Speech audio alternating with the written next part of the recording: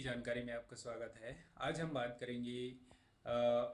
कृषि से संबंधित जो भी वस्तुएं हम खरीदते हैं उसमें एक मार्क होना अनिवार्य होता है। यदि आप कहीं किसी भी दुकानदार किसी भी सरकारी जगह से या कहीं से भी आप कोई भी सामान खरीद रहे हैं तो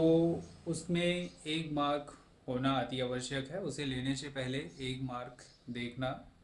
ज़रूरी है। यदि एक मार्क नहीं है तो आप उनसे पूछ सकते हैं एक मार्क वाला प्रोडक्ट चाहिए, या सरकारी तौर पे आप ख़रीद रहे हैं किसी भी कृषि उद्योग से तो उसमें यदि बिना एक मार्क का वस्तु प्राप्त होता है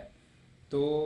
आप उसका पैसा जो है आप उसको फ्री में रख सकते हैं या फिर उसे लौटा सकते हैं, या फिर वो उसमें सामान ख़राब है तो उसको वापस ले सकते हैं। इसमें जो है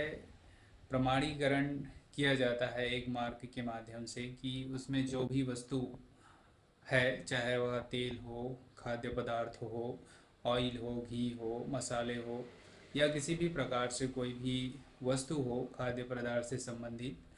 उसमें यदि एक मार्क नहीं है और वस्तु खराब वस्तु आ जाता है या कम वस्तु आता है, या आपने जो वस्तु खरीदे हैं वह वस्तु नहीं है, तो आप उसके जो एक मार्क है यदि उसमें लगा हुआ है तो वह वस्तु